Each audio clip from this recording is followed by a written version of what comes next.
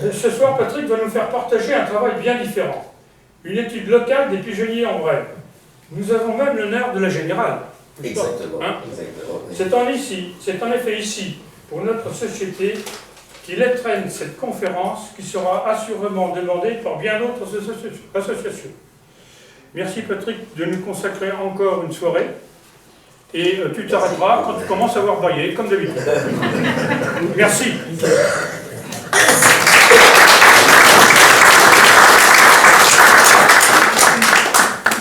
Bien, bonsoir messieurs, dames, ravi de vous retrouver. Effectivement, ça doit être au moins la 6e fois que je viens à Saint-Gaultier.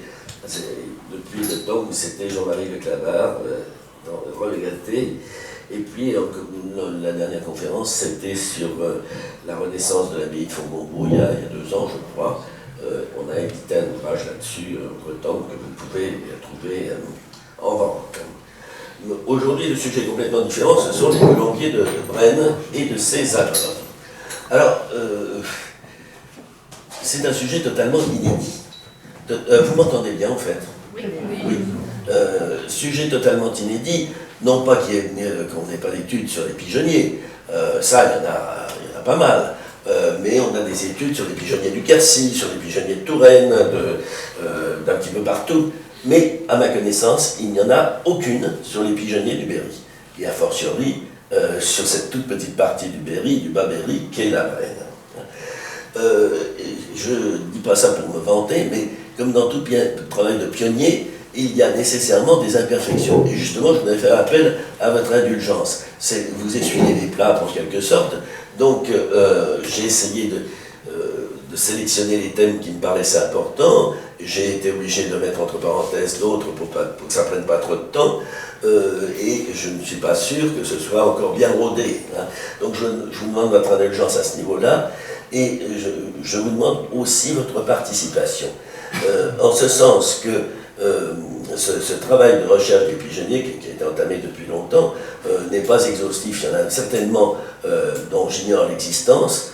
Si vous connaissez des pigeonniers dont je ne parlerai pas ce soir, encore que je n'évoquerai pas tous ceux de Brenne, mais si vous en connaissez, n'hésitez pas à me le signaler. Je me suis mis en contact avec beaucoup de personnes dans la région qui m'ont indiqué l'existence de pigeonniers, Jean-Paul Renaud, Jacques de Verneuil, alors là, il m'a beaucoup aidé, on est allé crapahuter dans les pigeonniers, Benoît Huyghe, Renaud Bénarousse, M. Longin, ça c'est pour un autre aspect, et puis M. Brouwer qui habite dans la Vienne, puisqu'il est maire adjoint de Saint-Pierre-de-Maillé, mais vous avez vu les questions des pigeonniers de Brenne et de ses abords. Quand un pigeonnier est intéressant et qu'il se trouve à 2 km ou à 3 km de la limite de la Brenne, je me suis dit, ça serait bête de s'en passer. Hein, autant donc l'évoquer. Et puis, ça c'est les remerciements à toutes ces personnes, et mes excuses à messieurs les pigeons bisés, qui sont les héros de l'affaire et dont on ne parlera pas, disons que c'est peut-être un peu bizarre, mais les pigeons sont les dindons de la farce. Hein. Bon. Voilà. Alors, on va procéder en 2 temps. Tout d'abord, des généralités. Il s'agit de répondre aux questions suivantes. Où sont implantés les pigeonniers? Quand l'ont-ils été? Comment sont-ils construits? Et pourquoi a-t-on érigé tant de pigeonniers? Ça, c'est valable un petit peu pour tous les pigeonniers. Et puis ensuite, singularité, on se focalisera sur la Brenne dans une sorte de catalogue chronologique, 15e, 16e, 17e, 18e et 19e. Alors donc tout d'abord, les généralités. Réglons un premier point, la différence entre colombier et pigeonnier. Vous lirez sans doute de savantes dissertations sur cette différence. Il y en a qui coupent un petit peu les cheveux en quête dans le sens de la longueur à ce sujet. En réalité, il n'y en a aucune. Pendant très longtemps, on a employé le mot colombier. Il a été supplanté au XIXe siècle par le mot pigeonnier. Il en résulte que, par dérivation, on a tendance à utiliser le mot colombier pour les gros édifices de l'Ancien Régime, et puis le mot pigeonnier pour les édifices les plus récents et de moindre taille. Mais ça ne se justifie pas dans l'absolu. Hein, et pour faire l'accord de tout le monde, on dira que ce sont des fuies, hein, puisque c'est le terme que nous employons, du latin fuga, fuite, les pigeons fuyeurs, ou refuge à pigeons. Bon, donc ça c'est un premier point de régler. La répartition géographique des pigeonniers. Je suis sûr que si je vous posais la question et que si vous aviez le temps de me répondre, vous me diriez, les pigeonniers, c'est par exemple surtout le Quercy, ou bien encore le Toulousain, il y en a énormément dans le Toulousain, ou bien encore la Provence, les pas de mulet, ça c'est un pas de mulet en Provence, ça c'est en région toulousaine, ça c'est dans le Quercy. Bon, on pense surtout au sud de la France. Et c'est vrai qu'il y en a davantage dans le sud que dans le nord. Pourquoi ? Parce que le sud de la France était régi par le droit écrit, qui était beaucoup plus souple en matière de construction des pigeonniers que le droit coutumier qui prévalait au nord, enfin dans la moitié nord de la France, donc dans nos régions, en Berry en particulier. Donc il y en a plus dans le sud. Mais on en trouve quand même énormément, un petit peu partout, y compris dans le nord. On en trouve par exemple en Normandie. Regardez ce pigeonnier extraordinaire en briques bleues, c'est près du Havre. On en trouve en Touraine, ça c'est le fameux pigeonnier de Panzou qui penche un peu du côté où il va tomber, hélas. On en trouve en Poitou, on en trouve en Bretagne, on en trouve dans le Nord, on en trouve en Bourgogne et ailleurs. Donc, même là où la législation était plus rigide, il y avait des pigeonniers. Alors pourquoi pas en Berry, et pourquoi pas en Rennes. Il y a eu vraiment un nappage total du territoire, avec une plus forte concentration de pigeonniers, bien entendu, dans les régions céréalières. Cela se comprend, c'est pour la nourriture des animaux. Donc, les régions céréalières ont davantage de pigeonniers que les autres régions. Comme je suppose que vous avez peut-être une image en tête, et que j'avais avant de commencer cette étude, à savoir que les pigeonniers sont des édifices du Moyen-Âge. Ça ressemble d'ailleurs un petit peu à des tours de château fort, et ce n'est pas un hasard, mais il en va de ces pigeonniers qui ressemblent à des tours de châteaux forts, comme des châteaux de la Renaissance, où on avait conservé un appareil militaire, des échauguettes, des embrasures de tir, des machicoulis, qui ne servaient strictement à rien, et qui avaient une fonction purement symbolique, rappeler la noblesse d'antan. Et bien, nos pigeonniers, ils évoquent certes des châteaux forts, mais ce n'est pas de l'époque médiévale, c'est plus tardif, et c'est un petit peu un rappel de l'aristocratie antérieure. Les premiers pigeonniers n'apparaissent que vers la fin du XIVe siècle. Viollet-le-Duc, dont nous avons perdu récemment avec la flèche de Notre-Dame, la dernière œuvre, une de ses dernières œuvres, Viollet-le-Duc a repéré deux pigeonniers, à Créteil et à Nesle, qui datent de la fin du XIVe siècle. Alors qu'ils datent de la fin du XIVe siècle, sur la base de quoi? Pas sur la base de documents, car il n'y a pratiquement aucun document. Les pigeonniers, c'est le petit patrimoine. On a des documents sur la construction des églises, des châteaux, mais pas sur les granges, pas sur les pigeonniers. Uniquement sur des traits architecturaux. Donc, d'après certains traits architecturaux, ils pensent que, par exemple, ce pigeonnier date de la fin du XIVe siècle. Mais c'est extrêmement rare. Extrêmement rare. Il faut attendre le XVe siècle, donc la fin du Moyen-Âge, pour voir apparaître des pigeonniers. Vous avez ici un très très beau pigeonnier qui figure sur l'une des enluminures des très riches heures du duc de Berry, qui représente les mois de l'année. Là, c'est le mois de février. Donc, un très beau pigeonnier. Je vous signale ici l'impudeur du Moyen-Âge. Regardez les dames qui sont en train de se chauffer au feu, là. Regardez. Bon, on ne va pas tomber dans le grivois, mais enfin, c'est quand même assez curieux. Bon, donc, vous voyez, 1414, on voit apparaître dans les enluminures quelques pigeonniers. Il y a une expansion au XVIe siècle, un véritable raz-de-marée au XVIIe siècle. On va construire partout des pigeonniers. Un reflux au XVIIIe, on va simplement combler les trous, combler les lacunes, et puis, paf, ça s'arrête brutalement le 4 août 1789, dans la nuit du 4 août 1789. On construira encore au XIXe siècle des pigeonniers, mais sans aucune commune mesure avec les 42 000 pigeonniers de l'Ancien Régime. 42 000 pigeonniers. Vous vous rendez compte sur le territoire français? C'est énorme, c'est énorme. Alors ce chiffre est répété sur beaucoup de sites internet, et je me suis demandé quelles étaient les sources, je ne les ai pas trouvées. Mais quand on sait qu'il y a 450 pigeonniers dans le département de la Vienne, de pigeonniers d'avant le 19e siècle, quand on sait que j'en ai trouvé une bonne soixantaine sur toute petite portion qu'il amène, on se dit qu'en multipliant, en additionnant tout ça, vu le nombre de départements, c'est pas invraisemblable. Et évidemment, il y a eu des pertes, il y a eu des pigeonniers qui ont disparu. Donc, ce spectaculaire mouvement aura donc duré à peine 3 siècles. Alors, il y avait certainement des pigeonniers au Moyen-Âge, mais on ne sait pas du tout comment ils étaient constitués. Il y avait certainement des pigeonniers parce qu'on conserve les comptes alimentaires de la maison du roi et de la maison de la reine, et il y a un nombre énorme de pigeonneaux qui sont mis au menu.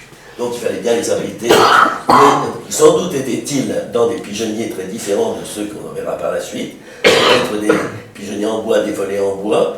Vous me direz, oui, mais c'est des époques anciennes, ils ont pu être ruinés.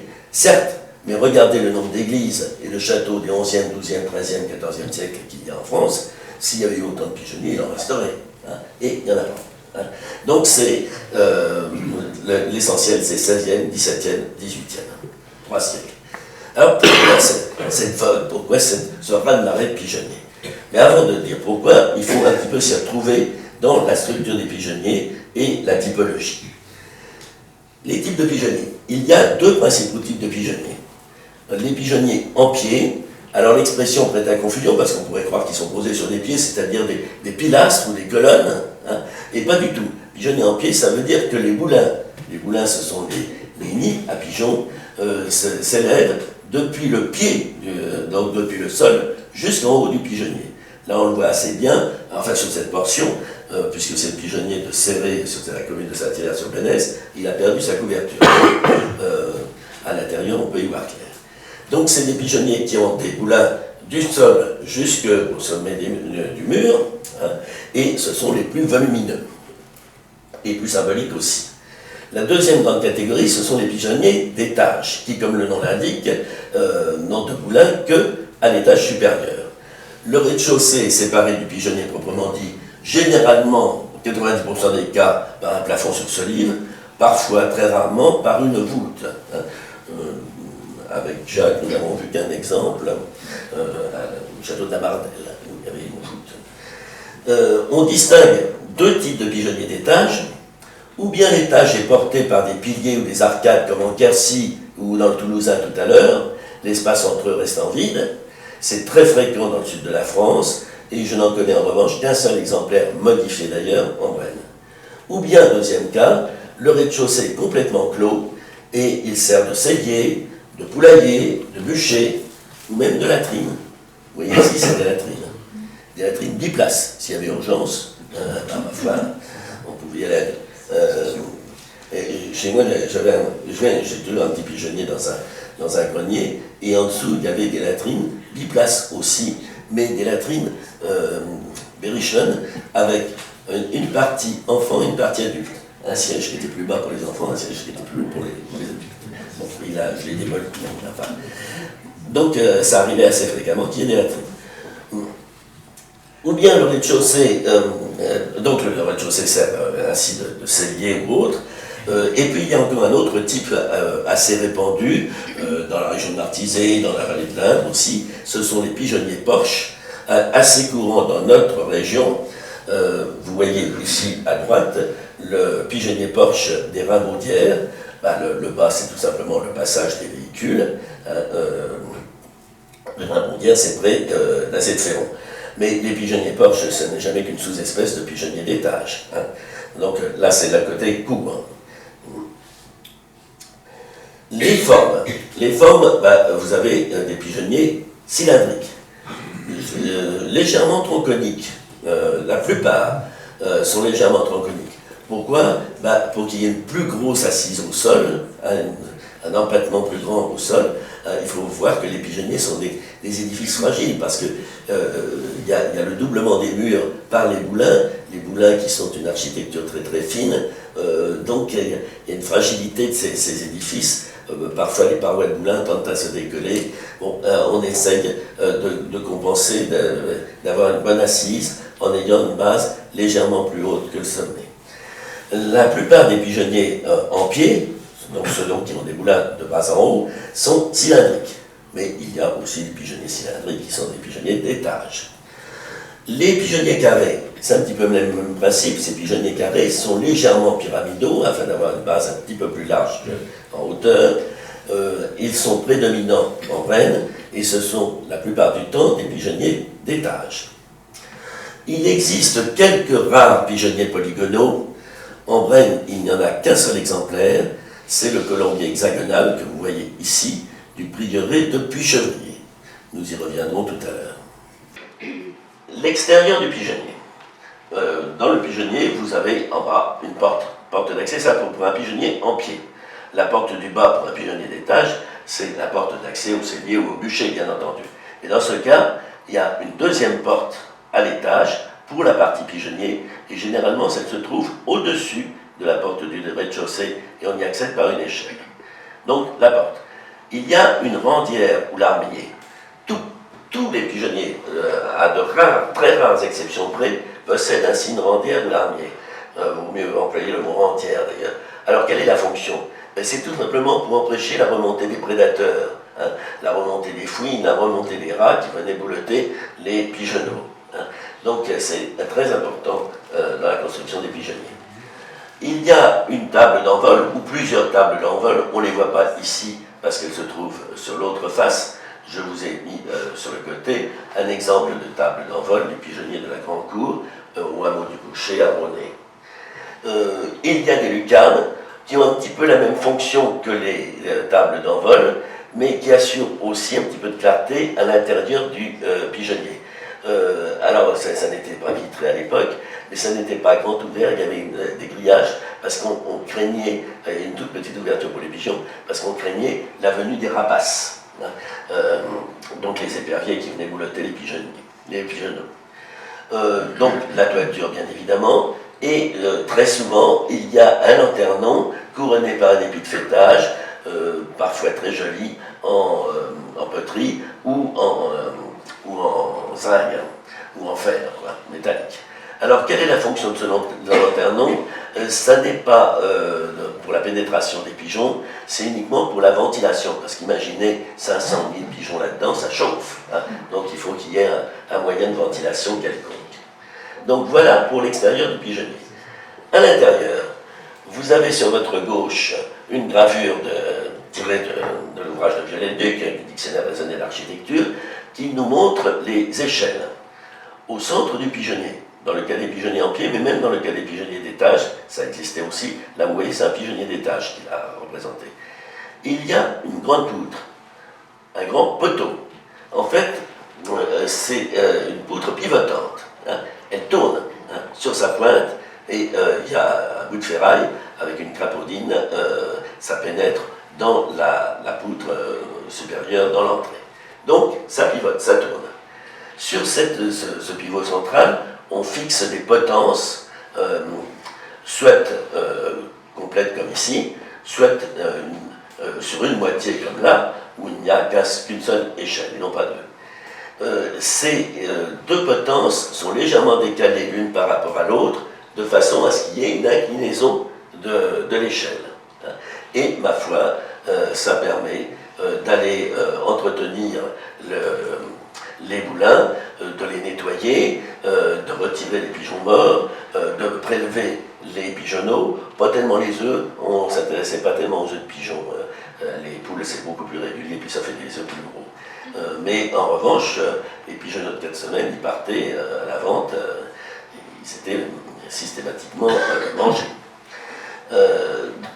Là, vous avez un rare exemple d'échelle complète, c'est l'échelle de Beaupré, Martisé, le manoir de Beaupré.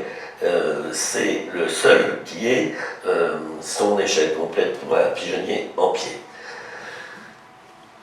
Alors, l'axe central pivote sur une pierre dure et ou un bloc de maçonnerie. Ici, vous voyez le bloc de maçonnerie enserre la pierre dure, il y a la pierre dure ici, puis le bloc de maçonnerie. Cette pierre dure est appelée une foire. Hein. Ne faites pas attention à la base de l'échelle, là, et du pivot, c'est une reconstitution qui a à peine 10 ans. Hein. Donc ça tourne là-dessus, et en principe, tous les pigeonniers, qu'ils soient carrés ou qu'ils soient circulaires, étaient munis de telles échelles rotatives. Alors, là vous voyez, cette échelle qui tourne, on voit très bien le haut, un petit décalage qui laisse comprendre que ça peut pivoter. C'est le rameau des Tessonnières, mais l'échelle n'est pas complète parce que c'était un pigeonnier en pied qu'on a transformé en pigeonnier d'étage. Donc il y a un tiers de l'échelle qui a été coupé au niveau du rez-de-chaussée. Quelle que soit la forme du pigeonnier, il y avait de telles échelles. Alors, dans le cas d'un pigeonnier circulaire, il n'y a pas de problème. Dans le cas d'un pigeonnier polygonal, il n'y a pas de problème non plus parce que l'intérieur est circulaire. Mais dans le cas d'un pigeonnier carré, vous imaginez la gymnastique dans les angles. Hein. Il fallait que la personne ait un pied sur les barreaux de l'échelle, un pied sur les rangs de moulin. C'était une gymnastique très très osée. Et je vous assure que je ne me promènerai pas moi sur ces échelles-là. C'est extrêmement branlant. Hein. Fallait être acrobate pour faire ce genre de gymnastique. L'intérieur du pigeonnier, les parois sont tapissées de boulins, c'est ainsi qu'on nomme les nids de pigeons. Donc vous avez toutes les mesures ici, et vous voyez que régulièrement il y a des bandeaux de pierre. Pourquoi? Pour l'atterrissage des pigeons, bien entendu, mais aussi parce que ça sert de raidisseur à la construction. C'est une fonction architecturale, hein, étant donné que c'est une architecture un petit peu fragile, ça peut s'affaisser, donc ces bandeaux de pierre redressent un petit peu. Vous voyez que ces boulins sont relativement profonds, 40 cm en moyenne, hein, et vous voyez la disposition intérieure en coupe. Ils ne sont pas rectilignes, il y a une sorte de dépression, tantôt à gauche, tantôt à droite. Souvent c'était disposé en quinconce, il y avait un panneau de 10 rangées de boulins où la partie circulaire était à gauche et le panneau suivant c'était à droite. Alors quelle est la raison de cette dépression? C'est tout simplement pour la couvaison des pigeons, pour abriter les pigeonneaux, les mettre à l'abri du vent, bien entendu. Cela dit, les boulins, ils peuvent être très différents les uns des autres. Ce que nous avons vu, c'est le type le plus courant qui correspond à celui de Villiers-Mauvière, c'est-à-dire du calcaire soigneusement taillé. Alors là, ça a été extrêmement bien fait au millimètre. Mais parfois, c'était des pierres à peine dégrossies, des moellons calcaires, mais dégrossis au pic. Hein. On ne se cassait pas trop la tête. Hein. Ou bien encore, dans le bois chaud, il n'y a pas de calcaire, ce sont des dalles de schiste. Ou bien encore, dans les régions où il y en a, la brique. Il y avait, et c'était assez courant aussi, des boulins en poterie. Là, vous avez un boulin en poterie, l'entrée, et ce boulin-ci, le pot a été cassé et permet de voir l'intérieur. Hein. C'est dans le même pigeonnier, mais vous voyez l'entrée était ici, hein, et à l'intérieur, il y avait comme une dépression, comme sur les boulins en pierre, où les pigeonneaux pouvaient se mettre à l'abri du vent. Hein. Donc là, c'est très simple, une gueule ici, et les pigeonneaux pouvaient se glisser de l'autre côté. Il y avait aussi des boulins en grès glacuré comme ici, ça se modèle moins facilement que l'argile, du coup là c'est purement cylindrique, hein, un petit peu, un diamètre un peu moins prononcé au fond qu'au bord, mais c'est purement cylindrique, il n'y a pas cette possibilité d'abriter hors du vent les pigeonneaux. Hein, ça c'est à la Marchandière sur la commune de Saulnay. Et puis il y avait aussi, étrange chose, des paniers d'osier ou des casiers en bois. Alors, généralement, c'est assez récent, du 19e, mais j'en ai trouvé quelques-uns beaucoup plus anciens. C'était donc des paniers en osier tressés.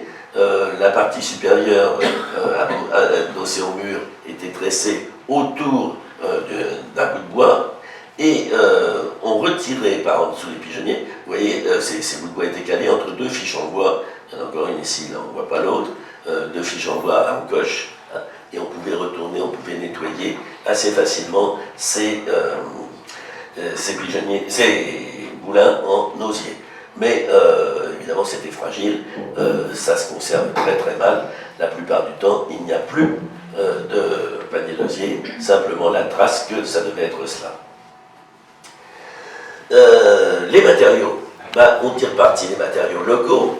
Les pigeonniers peuvent être en briques, nous en avons vu tout à l'heure dans le Toulousain, et c'est aussi le cas en Normandie, mêlés de pierre. Hein. Vous avez ici ce pigeonnier que je considère comme le plus beau de France, le pigeonnier pigeonnier du manoir d'Angot, dans la Seine-Maritime, et il n'y a aucun pigeonnier en brique en Brenne. Hein. Aucun. La brique n'apparaît guère que vers l'extrême fin du XVIIIe et au XIXe siècle, mais uniquement pour les entourages de portes et de fenêtres ou des corniches, pas pour l'intégralité du pigeonnier. Les pigeonniers peuvent être aussi à colombage, hein, des jambages verticaux ou en diagonale en bois, avec un comblement en torchis ou bien en petit moellon en brique. Et il n'y a aucun pigeonnier à colombage en Brenne, c'est surtout dans le Quincy qu'on en trouve, dans le Quincy et dans le Toulousain aussi. Il pouvait être au moellon calcaire enduit ou à pierre vue, ça c'est la règle. Par chez nous, il y en a énormément, notamment au Blanc et aux alentours, c'est toujours du petit moellon calcaire, enduit ou à pierre vue, parce qu'on ne dispose pas de pierre de taille, hein, où elle est trop fragile. Il pouvait être aussi en tuffeau, et alors là parfois c'est très très bien taillé, dans les régions où il y a un sous-sol turonien, c'est-à-dire du côté de Martizé, où on est en fait géologiquement en Touraine, ou bien dans la vallée de l'Indre, avec Jacques de Verneuil, on en avait vu plusieurs, et ici c'est le pigeonnier de la Mardelle, sur la commune du Tranger. Vous voyez ce que je vous disais tout à l'heure, c'est légèrement pyramidal, et le tuffeau n'apparaît qu'au niveau de l'étage. Au bas, c'est du blocage en moellon beaucoup plus dur pour assurer la stabilité et éviter la porosité, la remontée des eaux. Ce n'est qu'au niveau de la partie pigeonnier, puisque c'est un pigeonnier d'étage, qu'apparaissent les parements soigneusement taillés de tuffeau dont on sait qu'ils sont fragiles, enfin que le tuffeau est un matériau fragile. On utilisait aussi du grès, le grès gris-jaune, typique de la Brenne, des petits moellons de grès, comme ici, ce pigeonnier de Linger qui est en train de terminer sa vie au fond d'une cour de ferme, qui ne va pas durer longtemps, ou du grès légèrement rougeâtre, à cause de la présence un peu d'oxyde de fer. C'est le cas au hameau du Boucher. Vous avez ici le pigeonnier de la sénéchalerie du Boucher, juste en face de la maison du PNR, du Parc naturel régional. On pouvait utiliser du grès marin, le grès très très brun foncé mêlé de plaques de schiste. C'est le cas dans le Bois-Chaud Sud pour les très rares pigeonniers qu'il y a dans ce côté-ci. Dans le Bois-Chaud, il y en a très très peu, on verra tout à l'heure pourquoi. Donc ça donne des pigeonniers qui ont comme des taches de rouille, vous voyez. Hein, c'est le pigeonnier du presbytère de Parnac. Alors pourquoi? Nous arrivons à la partie dure, la partie la plus complexe. Pourquoi cette vague de pigeonniers? Pourquoi se met-on à construire plus de 40 000 pigeonniers en 300 ans? Alors, voyons d'abord que ce n'était pas n'importe qui était autorisé à construire un pigeonnier. Il y avait une législation assez précise. Ériger un colombier était un privilège régi par la coutume. Comme le nom l'indique, le droit coutumier, c'était un droit oral, mais à partir de la fin du XVIe siècle et du XVIIe siècle, il a été transcrit. Comme ici, vous voyez 1625, c'est la transcription du coutumier du Poitou par maître Jacques Baron. C'est un petit peu la référence pour nous. Or, le problème, c'est qu'il n'y a pas de coutume propre au Berry.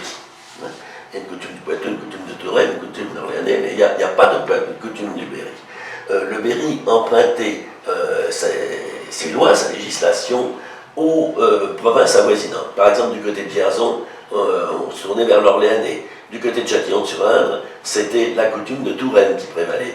Et en Brenne, et d'ailleurs sur une grande partie du Bas-Berry, c'était la coutume du Poitou qui prévalait. Hein. Donc, il faut se tourner vers la coutume du Poitou. Et que déclare-t-elle en matière de colombier? Elle déclare qu'il faut s'en référer à la coutume de Paris. Hein. Donc, vous voyez, Berry, on est renvoyé du Poitou, et du Poitou, on est renvoyé à Paris. Alors, que dit la coutume de Paris? Elle dit que le seigneur, au justicier, qui a sensible, peut avoir colombier à pied, ayant boulin jusqu'au rez-de-chaussée. Alors, le seigneur au justicier, c'est celui qui avait le droit de vie et de mort. Hein. Vous savez qu'il y avait la haute, la moyenne et la basse justice. Donc, les seigneurs au justicier, c'est celui qui peut trancher les affaires les plus graves. qui est sensible. Sensible, c'est-à-dire qu'il dispose d'un domaine donnant droit à la perception d'une redevance ou d'un sens, peut avoir colombier à pied. Et il n'y a pas de limitation. Hein. Dans ce cas-là, il peut y avoir 500, 1000, 2000 boulins, peu importe.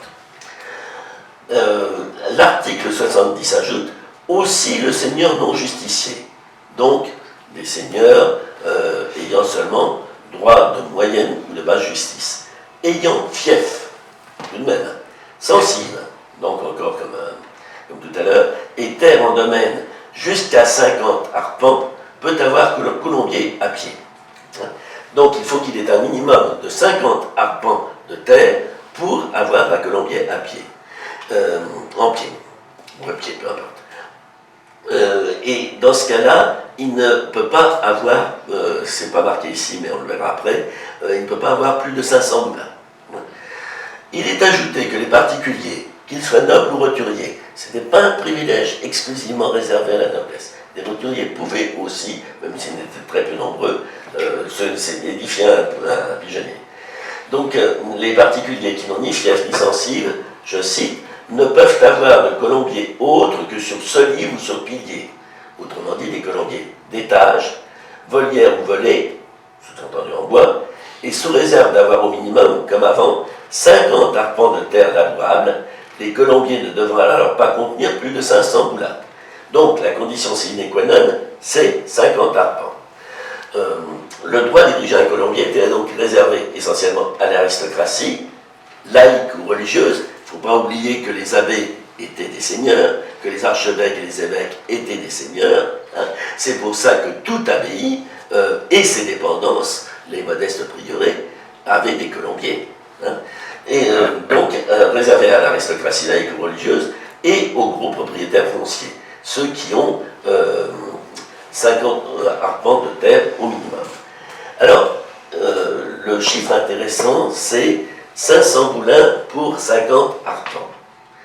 Vous avez peut-être entendu dire qu'un boulin valait un demi-hectare. On voit ça un petit peu partout, si on regarde sur Internet, c'est répété. Donc, pigeonnier de 500 boulins, c'est un pigeonnier d'un propriétaire qui avait 250 hectares. C'est parfaitement faux. C'est parfaitement faux. Si 500 boulins égale 50 arpents, alors un boulin, c'est 50 arpents divisé par 500, c'est-à-dire 0,1 arpent. Or, que vaut un arpent? Ben, la mesure de l'arpent diffère d'une région à l'autre. Sous l'Ancien Régime, il n'y avait pas unification. Mais en Brenne, c'est à peu près la même. C'est à peu près la même pour toutes les communes de Brenne. Un arpent, c'est 6600 mètres carrés. Donc 0,66 hectares. Il en résulte qu'un boulin, c'est 0,1 arpent, c'est 660 mètres carrés, c'est donc 0,066 hectares. Un pigeonnier de 500 boulins ne fait pas 250 hectares, il en fait 33. C'est pas la même chose quand même. Alors, peut-être est-ce propre à la Brenne, que ça m'étonnerait, et je pense qu'il y a eu surévaluation.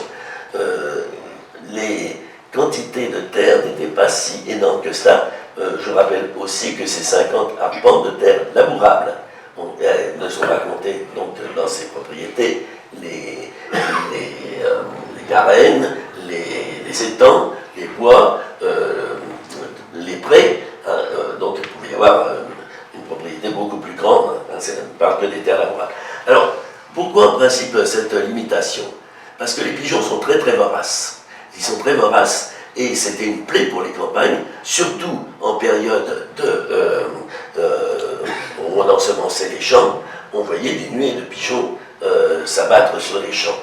Donc, il fallait que le nombre de propriétaires soit relativement restreint et dispose d'une étendue de terre capable de nourrir ces pigeons en évitant qu'ils aillent ailleurs. Enfin, ça ne les empêchait pas, ils n'ont pas tellement le sens de la propriété, les pigeons. Donc, ça ne les empêchait pas d'aller par ailleurs quand même. Donc, en principe, c'était cela, limiter les dégâts. D'autant plus que le privilège s'accompagnait de l'interdiction pour les manants, pour les roturiers, de tuer les pigeons. Si vous voyez toute une volée de pigeons qui était en train de picorer dans un champ qui venait d'être ensemencé, ils n'avaient pas le droit d'y toucher, sinon ils étaient emprisonnés et pouvaient même être punis de mort. Donc, ça pose problème. Ce faisant, le colombier fonctionne un petit peu comme un marqueur social. il est le signe par excellence de la réussite en matière de fortune. Un petit peu comme la piscine de nos jours. Celui qui a bien réussi, plus on a réussi, plus c'est une piscine importante. Et ça fonctionnait encore mieux. D'où le fait qu'il ait été très prisé à une époque où l'aristocratie, issue de la période féodale, disons pour simplifier, la noblesse d'épée, était en déclin. Alors qu'on assistait à la montée en puissance de nouveaux riches, en particulier ceux qui avaient acheté une charge de justice ou d'administration, ce qu'on appelle couramment la noblesse d'Europe, pour simplifier. Et on voit effectivement, quand on regarde l'histoire du domaine de chaque pigeonnier, que ce sont essentiellement des officiers de robe qui se font construire ces pigeonniers et qui aspirent à la noblesse. Par exemple, au Blanc, il y a une famille Châtillon au XVIIe siècle, qui arrive dès le XVIe siècle, et au XVIIe siècle, dans les textes, elles deviennent Châtillon de Villemorand. Ils ont racheté un fief à côté et ils ont fait construire un pigeonnier. Il y a la famille Bichier, la famille Bichier, qui s'occupait des poudres et salpêtres et qui a donné naissance à Sainte-Élisabeth Bichier des Ages. La famille Bichier, c'était des officiers de justice. Ils achètent un domaine tombé un peu en quenouille, le domaine des Ages. Ils deviennent Bichier des Ages et à leur château des Ages, au XVIIe siècle, ils font construire un pigeonnier. C'est presque systématique. Et telle est sans doute la principale raison du succès des pigeonniers au XVIIe siècle. Montrer sa réussite. Et plus le pigeonnier était gros, plus on avait réussi. Et il va y avoir une course à ce niveau-là. Telle est aussi la raison brutale de la disparition de leur attrait lors de l'abolition des privilèges, dans la nuit du 4 août 1789. Qu'est-ce qui se passe? Dans les cahiers de doléances, sans cesse reviennent des lamentations des paysans contre les pigeons qui boulottent toutes leurs semences, etc. etc. C'est un leitmotiv qui revient presque systématiquement dans tous les cahiers de doléances. Qu'est-ce qui va se passer? Il va y avoir abolition des privilèges. Ça veut dire que désormais, n'importe qui va pouvoir avoir un pigeonnier. Alors on pourrait s'attendre à ce que le nombre de pigeonniers aille en diminuant, mais bien entendu que non. Alors c'est assez paradoxal si vous voulez, parce que d'un côté, ils se plaignent que les pigeons boulottent, et dès qu'il y a abolition des privilèges, alors la première chose pour les paysans, c'est de faire construire un pigeonnier. C'est un peu paradoxal. Mais en fait, ça va changer. D'abord, le pigeonnier n'est plus un privilège, donc c'est plus un signe distinctif. On n'a plus intérêt à construire un gros pigeonnier. On n'a plus les moyens d'entretenir les gros pigeonniers, d'autant plus que maintenant, il faut les laisser enfermés dans le pigeonnier, les bestiaux, pendant les périodes de semaine. Donc pendant des semaines et des semaines, il faut les nourrir par soi-même, donc ça coûte cher. Donc du coup, il va y avoir déclin total de ces grands pigeonniers, mais on va se construire un petit peu partout des petits pigeonniers. Alors, si vous voulez, numériquement parlant, il va y avoir beaucoup plus de pigeonniers, en nombre de pigeonniers, mais en fait, en nombre de boulins, c'est l'inverse. Parce qu'avant, nous avions des pigeonniers de 500 ou de 1000 boulins, merci, et puis maintenant, on va avoir des pigeonniers de 5, 10, 15 boulins. Donc vous voyez, il n'y a pas comme une mesure entre avant et après. Donc vraiment, la nuit du 4 août, c'est la fin des grands pigeonniers, de ce dont on a parlé jusqu'à présent. Il y a d'autres aspects matériels qui expliquent la mode des pigeonniers. Il y a un intérêt alimentaire. Les pigeonneaux, c'était un complément carné à une alimentation qui était surtout composée de légumes. La viande de pigeonneau était extrêmement appréciée parce qu'elle était tendre par rapport à des viandes plus fortes comme le gibier. On faisait grande consommation, mais c'est pas très très bon pour la santé. Ou des viandes plus dures, on a des viandes fatiguées comme celle des bovins. Un bovin, on le mangeait un bœuf quand il ne pouvait plus tirer un charrue. Même la poule au pot, la fameuse poule au pot, qu'est-ce que ça veut dire la poule au pot? Ça veut dire que la poule elle pond plus. Donc on la met au pot, on ne pouvait pas manger du poulet rôti tant qu'une poule pouvait pondre. Donc c'était de la vieille carne qu'on mangeait. Alors la viande de pigeonneau, c'est la viande fraîche et tendre par excellence. Donc il y avait des marchands qui se rendaient de pigeonnier en pigeonnier et qui achetaient les pigeonneaux de 4 semaines. Bon, je ne vais pas rentrer dans les détails, mais c'est à ce moment-là qu'ils sont bons à croquer. Il y a un autre intérêt, et pas des moindres, peut-être même encore plus intéressant sur le plan financier, c'est que les pigeonniers, ça a des excréments. Hein, et ces excréments, c'est un engrais extrêmement riche. Hein, un engrais très prisé, la colombine. Hein, un peu comme le guano en Amérique du Sud. Alors cette colombine, elle apporte de l'azote, de l'acide phosphorique, de la potasse, de la chaux. 5 kg de fientes de pigeon équivalent à 100 kg de fumier de paille. Vous voyez, c'est énorme. Hein. Donc cette fiente était particulièrement recherchée pour les cultures délicates, les cultures exigeantes comme la vigne, comme le chanvre. Il y avait beaucoup de chènevières parce que les vêtements étaient tissés en chanvre, ou encore les jardins potagers, les vergers. Encore fallait-il faire attention, il fallait la mélanger à du fumier de paille, parce que c'est tellement concentré que ça pouvait brûler. Hein. Et il fallait l'épandre les jours de pluie pour que ça pénètre bien et que ça ne brûle pas dans les racines. Hein. Et donc, les planchers des pigeonniers le sol des pigeonniers était carrelé ou dallé, de façon à pouvoir recueillir cette fiente qu'on mettait dans des gros paniers d'osier, et chaque semaine, il y avait des marchands qui passaient de pigeonnier en pigeonnier pour acheter ces paniers d'osier, pour acheter ces quantités de fientes qui valaient encore plus cher que la viande. Cela dit, il ne faut pas s'exagérer la rentabilité d'un pigeonnier. Hein, parce que certes, il y avait vous voyez, des rentrées financières, mais il fallait rentrer dans son investissement. La construction d'un pigeonnier de 10 mètres de haut, un pigeonnier de 500 poulains, ça coûte très cher. Et puis ça nécessite du matériel. Quand vous avez des pigeonniers avec 1000 pigeons là-dedans, il faut qu'il y ait du personnel à temps plein pour nettoyer, alimenter, apporter de l'eau, sortir les pigeonneaux. Donc ça coûtait très cher. Mais ça avait quand même un intérêt financier. Voilà pour mes généralités. Maintenant, nous allons passer en revue un certain nombre de pigeonniers, des pigeonniers de Brenne. Cette fois, nous rentrons en Brenne exclusivement, et pas exclusivement, puisqu'on va aussi dans ses entours, je vous dis, au-delà de la limite de la Brenne, sur au maximum 5 km de profondeur. Alors, la Brenne. C'était un peu une gageure que d'avoir choisi la Brenne pour étudier les pigeonniers, parce que ce n'est pas une terre à pigeonniers. Pourquoi? Vous le savez, la Brenne, c'est une cuvette détritique, avec des sédiments arrachés du massif central, qui sont entassés là en couche imperméable. D'où une zone humide propice à la construction, au creusement ultérieurement, des étangs. Et une zone humide, ce n'est pas une zone céréalière, évidemment. Hein.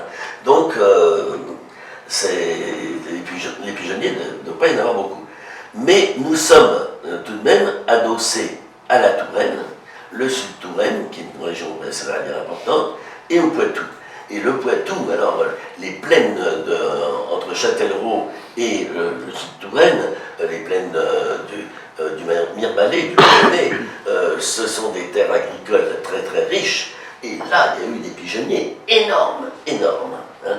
Et donc la frange est du parc naturel régional de la Brenne a été touchée par cette vague de pigeonniers. Si vous regardez bien, vous voyez, ici, quand il y a deux étoiles, c'est que nous sommes en présence d'une commune où il y a plus de deux pigeonniers. Eh bien, c'est le cas à Zéphéron-Martizé, Lureuil, Pouligny-Saint-Pierre, Leblanc, Mauvière et Saint-Hilaire-sur-Benaise. Hein? Et puis après, ça diminue. Il y a encore quelques exceptions, mais ça diminue. Hein? Et plus on pénètre en Brenne, moins il y a de pigeonniers. Là, il n'y en a pratiquement pas. Hein? Là, il n'y en a pas. Alors là, on comprend. On comprend pourquoi. C'est tout simplement parce que c'est le Bois-Chaud Sud. Et le Bois-Chaud Sud, c'est une zone d'élevage. Hein? Donc, il n'y a pas tellement de culture. Là, en revanche, nous sommes en contact avec le Poitou et la Touraine, et il y a une influence très nette, et c'est d'ailleurs là qu'il y a aussi, très près du plein air, de magnifiques colombiers. Hein. Donc ça, c'est encore des terres où il n'y a pas beaucoup d'étangs dans cette partie-là. On n'est pas dans la Brenne profonde. Mais plus on pénètre en Brenne, moins il y a de pigeonniers. Et puis on n'en retrouve pas par ici non plus beaucoup parce que c'est toujours le bois chaud. En revanche, je n'ai mis qu'un pigeonnier à l'extérieur du plein air de ce côté-ci, mais en fait il y en a plusieurs. Plus on va vers Châteauroux et Issoudun, la Champagne-Richen, plus il y a de pigeonniers. Là c'est pareil, on franchit l'Indre et on se dirige vers le bois chaud, mais le bois chaud nord, qui est une zone céréalière. Alors on voit à nouveau les pigeonniers proliférer. C'est vraiment conforme à la carte des sols. Il n'empêche que j'en ai tout de même trouvé une centaine. Alors, vous me direz pourquoi, puisque théoriquement, il ne devrait pas y en avoir du tout. Tout simplement parce qu'on pratiquait la polyculture, une culture vivrière. Les régions n'étaient pas aussi spécialisées. Le bois chaud sud, ce n'était pas exclusivement de l'élevage. Le centre de la Brenne, ce n'était pas exclusivement les étangs, il fallait bien vivre. Donc on avait quand même quelques champs, et il fallait, on pouvait ainsi avoir des pigeonniers, mais des pigeonniers de plus petite taille. Plus on pénètre en Brenne, plus les pigeonniers diminuent en taille. Ça c'est clair. Alors voyons quelques exemples. Les plus anciens pigeonniers de Brenne, ce sont de très rares édifices du XVe siècle, de la fin du Moyen-Âge. Vous voyez ici le prieuré Grandmontin de Puy-Chevrier. Vous avez sans doute entendu parler de l'ordre de Grandmont qui s'est créé au XIIe siècle à Grandmont dans le Limousin, à quelques dizaines de kilomètres au nord de Limoges. Cet ordre de Grandmont est l'un des plus austères parmi tous les ordres religieux. On parle souvent des cisterciens qui sont connus pour leur austérité, mais c'est rien par rapport aux Grandmontins. Ces Grandmontins avaient fait vœu de pauvreté. Il n'y avait pas de grandes abbayes, c'était des celles, des tout petits prieurés, qui étaient tous carrés, ils étaient tous du même type. Une chapelle sur un des côtés, au centre le cloître qui a ici disparu, un bâtiment avec la salle capitulaire au rez-de-chaussée et à l'étage le dortoir, et puis d'autres bâtiments qui contenaient le réfectoire, la salle des hôtes, des granges, etc. Là, ils sont un petit peu ruinés. Il y a eu plus de 1200 prieurés grandmontins en France, non pas, je dis des bêtises, il y a eu plus de 120 prieurés grandmontins en France. Comme c'était des petits établissements, lors de la vente des biens nationaux, ils ont été rachetés par des agriculteurs pour en faire des fermes, et si bien qu'il ne reste plus que 7 ou 8 prieurés grandmontins qui ont des restes significatifs. Et nous avons cette chance, à Mérigny, d'en avoir un. Celui-là, il a quand même, pas tout, mais beaucoup de choses. Alors, prieuré grandmontain du XIIe siècle. Donc on se dit, s'il y a un pigeonnier, et là il y en a un, pigeonnier du XIIe siècle. Mais non, pas du tout. La règle grandmontaine interdisait la consommation de viande. Du poisson, oui, mais de la viande, non. Il a fallu que la règle se soit relâchée, singulièrement relâchée. Et ce pigeonnier que vous voyez ici, eh bien, c'est un pigeonnier du XVe siècle. Résultons. Vous remarquez une petite différence entre les deux photos, celle-ci n'est pas très jolie, mais là, il manque quelque chose à notre pigeonnier. On retrouve ici. Il était découronné, il a été restauré, il a retrouvé sa toiture. Alors, qu'est-ce qui permet de dire que c'est un pigeonnier du XVe siècle? Uniquement un petit trait architectural que vous voyez là.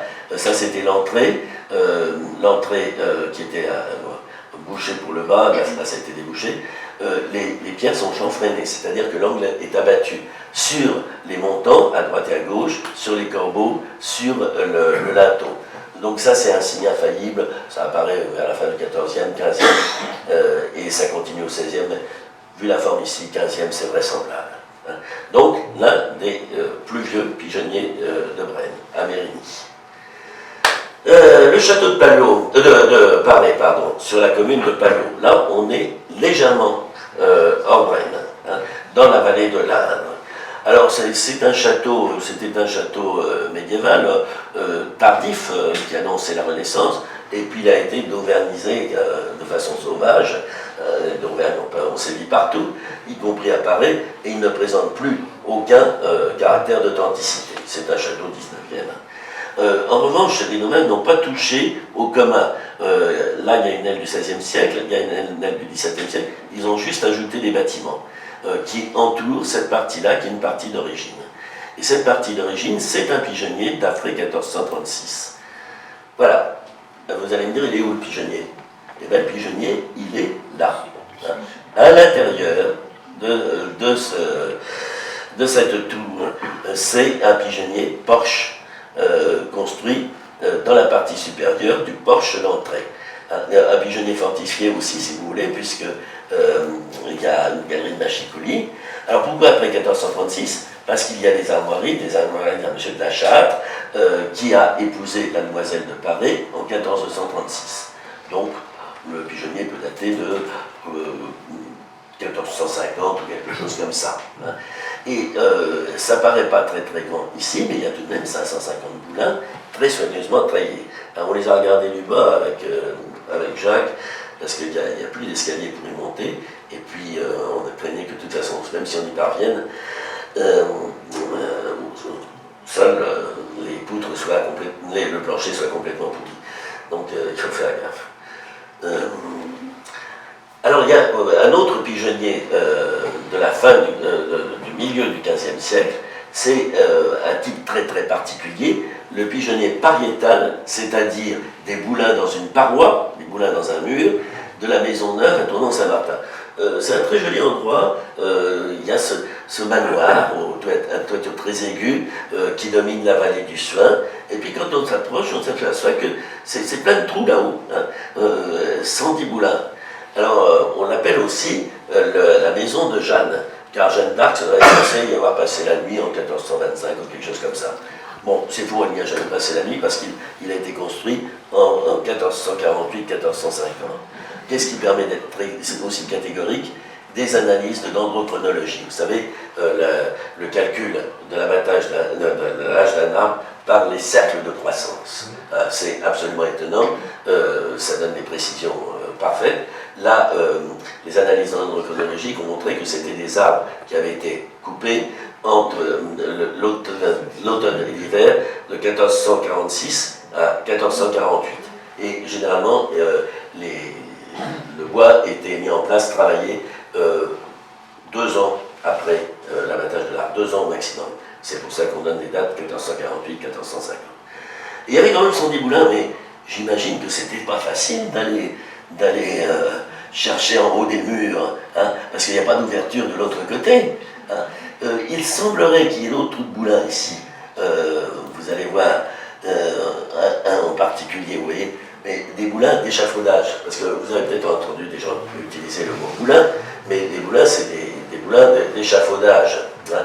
Vous savez ce qui se passait au Moyen-Âge, on construisait un mur jusqu'à hauteur d'homme, hein, puis ensuite on mettait des poutres qui traversaient entièrement le mur, qui débordaient sur l'extérieur et étaient soutenus par des poteaux, puis on mettait des planches et on reconstruisait à hauteur d'homme, etc. Donc on voit des trous de boulins régulièrement qui montrent les étapes de la construction. Et ça, ce trou-là en fait partie. Certainement, il y avait des poutres encastrées et des plaques, des planches qui permettaient d'aller nettoyer les boulins. C'était quand même pas très très pratique. Et plus tard, au XVIIe ou au XVIIIe siècle, qu'est-ce qu'on a fait? Eh bien, on a ajouté un pigeonnier. Hein, en pied ou pas en pied, ça j'en sais rien, puisqu'il a été rasé depuis, mais j'ai retrouvé cette photo qui le montre avant 1958. En 1958.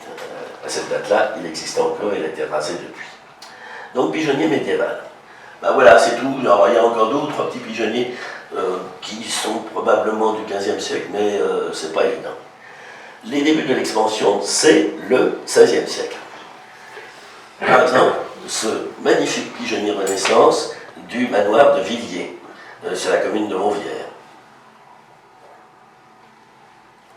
Voici le manoir, avec une tour de défense, munie de petites canonnières à ébrasement externe, un escalier en vis qui dessert les étages, avec une échauguette qui bat la porte du bas. Et puis il y a aussi un petit pigeonnier là, pigeonnier pariétal, mais c'est pas de celui-là dont je voulais vous parler. Je ne sais pas si ça a été fait à l'époque ou si ça a été rajouté au 19e. Je pencherai plutôt pour cet avis-là. Mais ce n'est pas ce pigeonnier-là qui nous intéresse. Le pigeonnier qui nous intéresse, c'est celui-là, qui se trouve légèrement à gauche. Hein, vous voyez, on aperçoit la tour et l'embrasure qui correspondent ici à cette canonnière. Alors là, c'est un gros pigeonnier carré d'étages qui date de la Renaissance. Nous allons en approcher un petit peu, et vous voyez que sur l'autre face, il y a les deux portes, la porte du rez-de-chaussée avec un très bel arc en accolade, et au-dessus, on y accédait par une échelle, la porte d'accès à l'étage, puisque c'était un colombier d'étage, avec un très beau linteau en coquille Saint-Jacques. Le propriétaire veut à tout prix que ce soit lié avec le pèlerinage. Je vais le décevoir, il est charmant ce monsieur. J'ai été obligé de le décevoir parce qu'au XVIe siècle, non, il n'y avait plus de chemin de Saint-Jacques, il n'y avait plus de pèlerinage. C'est un pigeonnier du XVIe siècle, c'est difficile de dater, d'être plus précis, mais un pigeonnier Renaissance.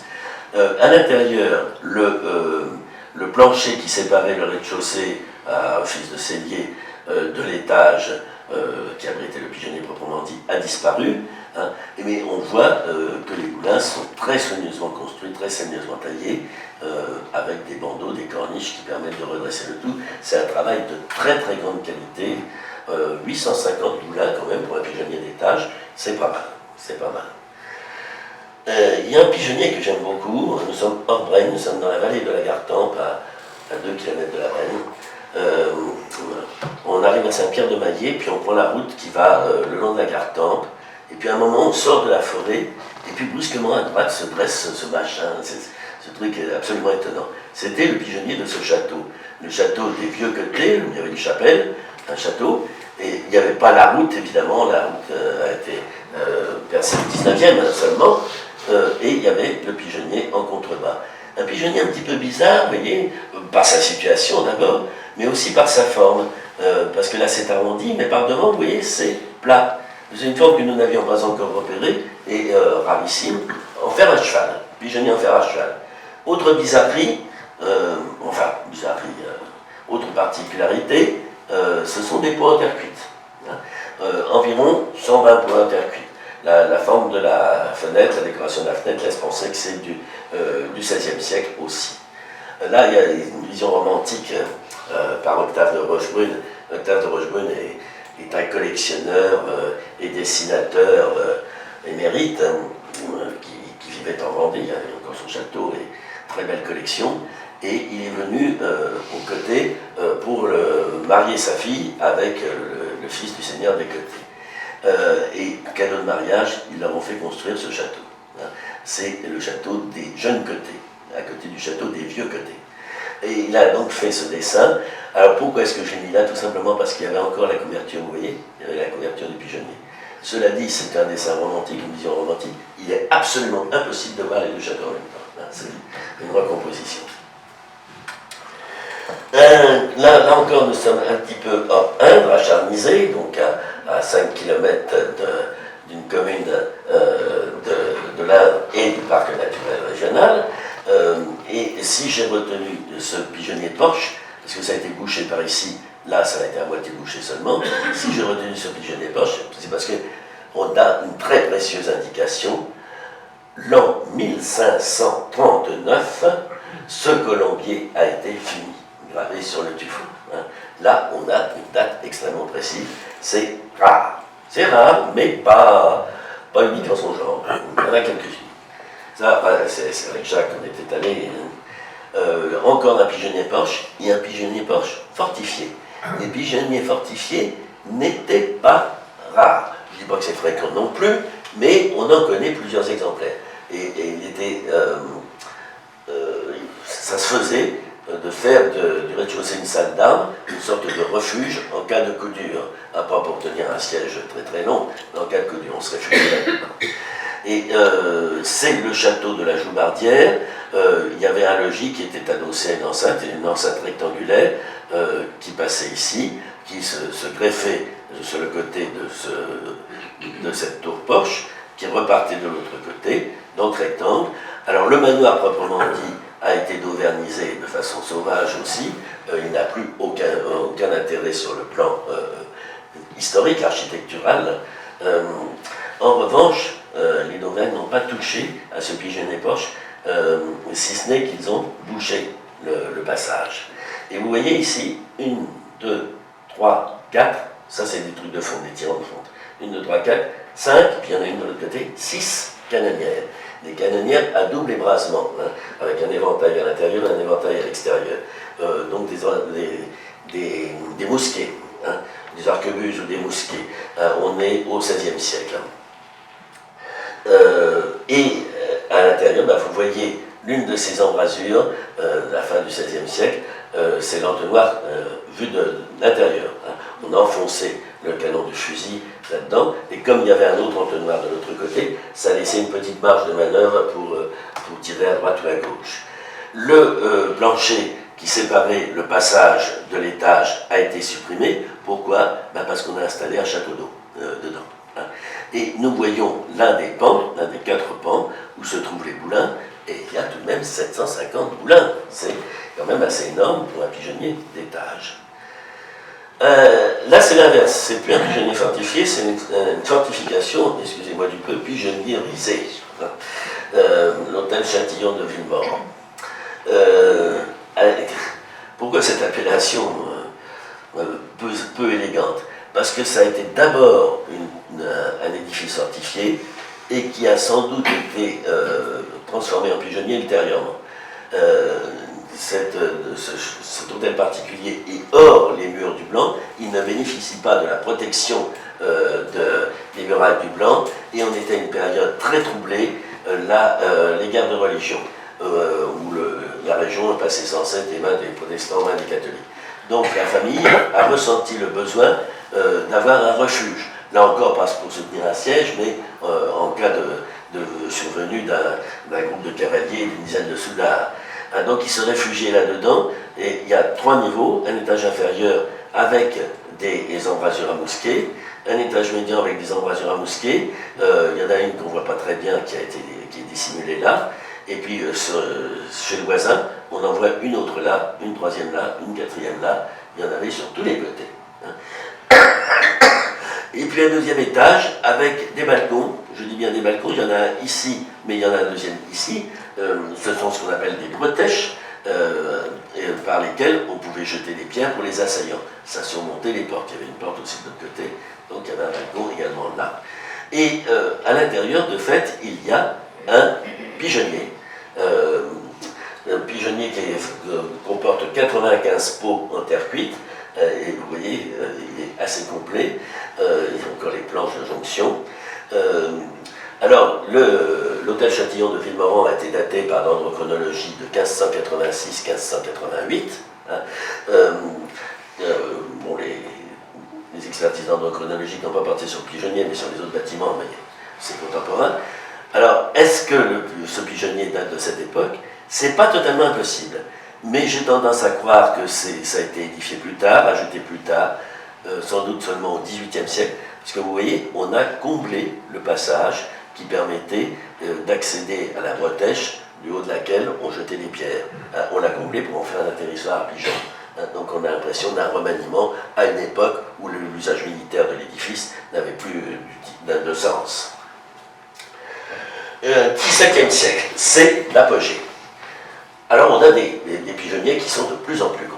Voici le colosse au pied fragile de Peubert sur la commune de Montvière. On est à la charnière des XVIe et XVIIe siècles. Vous avez un petit manoir dont les parties les plus anciennes datent du XVe siècle, là encore daté par l'ordre chronologique. Le pigeonnier, lui, est plus tardif, beaucoup plus tardif. Mais vous voyez qu'il est beaucoup plus imposant que le manoir. Et c'est ça qui est étonnant. Très souvent, vous avez des petites demeures et un énorme pigeonnier pour montrer sa réussite sociale. C'était un pigeonnier en pied, mais au XIXe siècle, on a posé un plafond ici. Seule la partie supérieure a été utilisée comme pigeonnier. Et derrière, vous voyez, il y a les grands bâtiments d'une ferme du XIXe siècle. Et le drame, c'est que le pigeonnier a été transformé en silo. Donc on a mis des tonnes et des tonnes de blé là-dedans, et le pigeonnier il a failli exploser. Hein. D'où la nécessité de le cercler. Très très tôt, dès la fin du 19e, il a fallu le cercler, et c'est une inquiétude permanente pour la propriétaire, qui l'a fait restaurer récemment. Il paraît un petit peu ripolliné, mais c'était ça où on le retrouvait par terre. Hein. Donc vous voyez la porte qui a été aménagée au 19e siècle pour rentrer le grain. Et on avait bouché un certain nombre de moulins pour entasser le grain là-dedans. Et le grain, ça pèse le poids d'un âne mort. Et alors, actuellement, il y a 1100 moulins en place, ou lisibles, devinables à travers le bouchage, et on pense qu'il y en avait 1500 à l'origine. Et la particularité qui fait penser qu'on est à la charnière 15e, 16e, 17e, c'est que là, ce sont des moulins en terre cuite, alors que là, ce sont des moulins en calcaire carré. Vous voyez, les 3/4 des moulins sont en terre cuite, et le dernier écart, c'est de la pierre. Alors, ce pigeonnier, vous voyez, la rendière est là. C'est pas normal. La rendière, elle était au tiers ou aux 2/3 de la hauteur. Ça veut dire qu'il manque un étage. Alors, on a démoli la toiture, qui était peut-être endommagée. On a démoli l'étage supérieur, qui était certainement en mauvais état. Et on a reposé la toiture un peu plus bas, ce qui fait qu'elle est un peu aplatie. Et vous voyez aussi la forme nettement tronconique de l'édifice pour qu'il ait une bonne assise. Même modifié, avec tous ces déboires, c'est un édifice absolument remarquable. Bah, tiens, il y en a un que là vous connaissez là, je pense. C'est le pigeonnier du château du Courbat au Pêchereau. Là, nous ne sommes plus dans le parc naturel régional, mais enfin, il n'est quand même pas très très loin.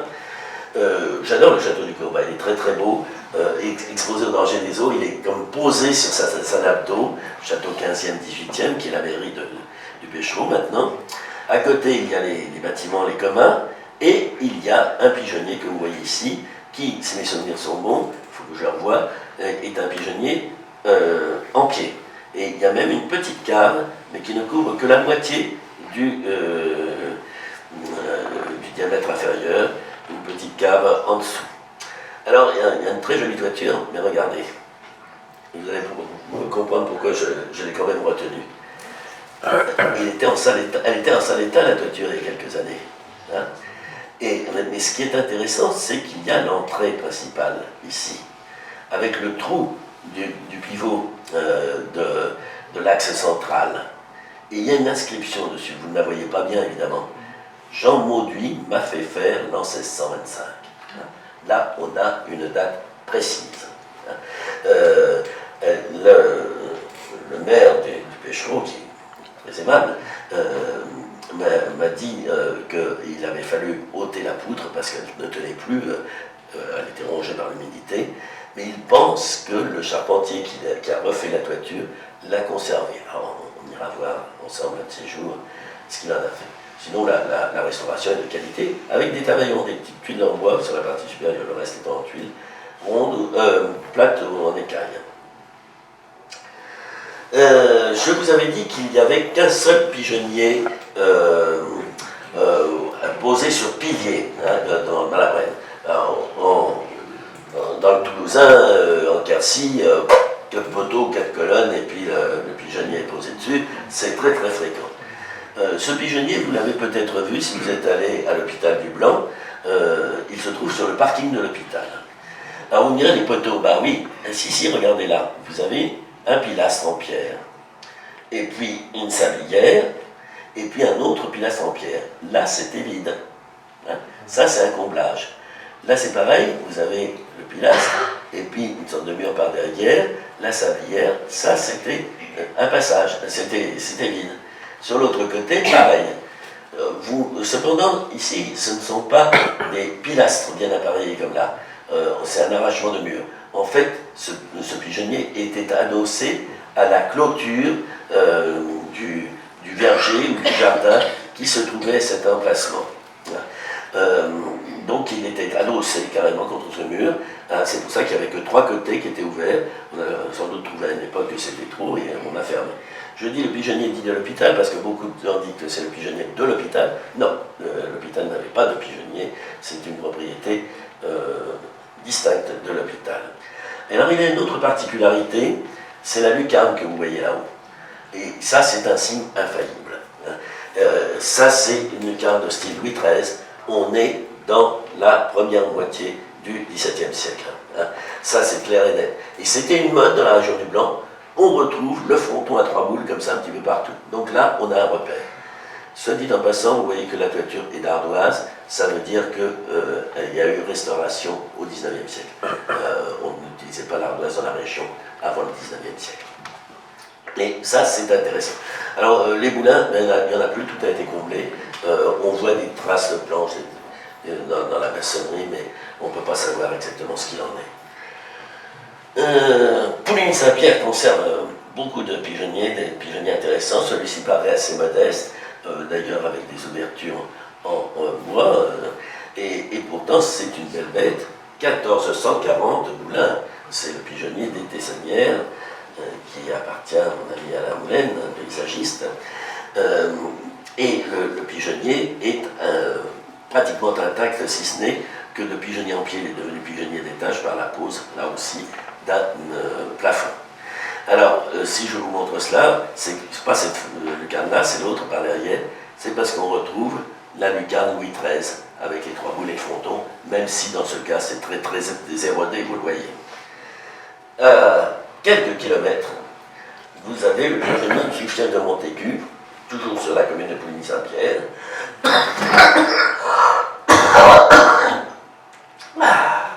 Première moitié du XVIIe siècle. Il est superbe, il est magnifique, et vous voyez encore la lucarne à 3 boules, et vous voyez que ce pigeonnier du XVIIe siècle flanque un manoir qui date de la fin du XVe et début du XVIe siècle, et qui est très très très modeste, très modeste. Et pourtant il est présenté il y a quelques années pas du tout comme cela. Oui, il n'avait plus de toiture. Il a été restauré il y a une vingtaine d'années par le parc naturel régional. À l'intérieur, il est très intéressant, mes photos étaient trop mauvaises, faut que j'y retourne. Alors vous me direz, ben oui, mais alors il n'y avait pas de lucarne, votre lucarne à 3 boules, là c'est un pastiche, c'est un faux. Non, pas du tout, elle était par terre. On l'a retrouvée par terre et on a pu la remettre en place. Donc un très beau pigeonnier. Nous sortons un petit peu du parc, des limites du parc, nous sommes à Angle-sur-l'Anglin, au château des Certeaux. Là, c'est un petit peu l'inverse. Nous avons vu que nous avions des bâtiments du XIe, du XIIIe, du XVe siècle, et le pigeonnier était plus tardif. Là, c'est l'inverse, le pigeonnier est plus ancien que le château. C'est un château de style Louis XVI, très très très très sobre, et à l'extérieur, sur la gauche, en plein milieu de la plaie, il y a ce colombier de la première moitié du XVIIe siècle. Là encore, vous retrouvez le système un petit peu différent, mais quand même dans le même esprit, des 3 boules, de la lucarne à 3 boules. C'était un pigeonnier en pied, vous voyez, ça part du sol, et ça montait jusqu'en haut, qui a été transformé avec aménagement d'un plafond sur le rez-de-chaussée. Pour cela, c'est très curieux, on a gardé le pivot central, mais on l'a rechassé de pierre, pierre comme ça enduite, pour que ça serve à faire reposer les solives. Donc ça serve à faire reposer cet ensemble de solives. Donc l'axe central pivote à l'intérieur de cela. Mais ça, c'est un ajout peut-être du 18e, sans doute probablement du 19e. Puis on a ajouté des grandes niches. Ça paraît bizarre. D'ailleurs, il est entouré, vous voyez, tout un cercle. Et j'ai demandé au propriétaire, un très vieux monsieur, vieil aristocrate, charmant, et il m'a dit, écoutez, moi dans mon enfance, c'était le poulailler. Là, il y avait un grillage tout autour, et ça, c'était pour les poules. On avait même aménagé des petites fenêtres pour que les poules puissent rentrer. Mais c'est postérieur. Celui-là, vous le connaissez peut-être, beaucoup d'entre vous sont allés à Lureuil, donc pigeonnier religieux. C'est le pigeonnier de la commanderie des Hospitaliers de Saint-Jean de Jérusalem sur la commune de Lureuil. Les Hospitaliers de Saint-Jean de Jérusalem étaient un ordre religieux militaire, comme les Templiers d'ailleurs, qui s'était donné pour mission de sécuriser les routes des croisades et d'installer des hôpitaux, notamment l'hôpital de Saint-Jean de Jérusalem, pour les croisés, pour soigner les croisés. Et pour cela, il fallait des prieurés un petit peu partout en Europe qui avaient pour but de rapporter des sous par l'agriculture pour financer ces tâches de défense et de soins. Ce pigeonnier était en très très très mauvais état. Ça a été une commanderie très importante, chef de la région Aquitaine, commanderie très importante, mais presque tout a été détruit et il était en très piteux état lorsqu'il a été racheté par la commune et restauré avec l'aide du PNR. Donc vous voyez que nos pigeonniers ne sont pas trop en mauvais état. Il y en a quelques-uns qui menacent en ruine, mais curieusement, il y a eu, depuis quelques décennies, une prise de conscience de l'intérêt de l'édifice, et il y a des propriétaires qui font des efforts pour financer la restauration de ce pigeonnier qui ne sert à rien.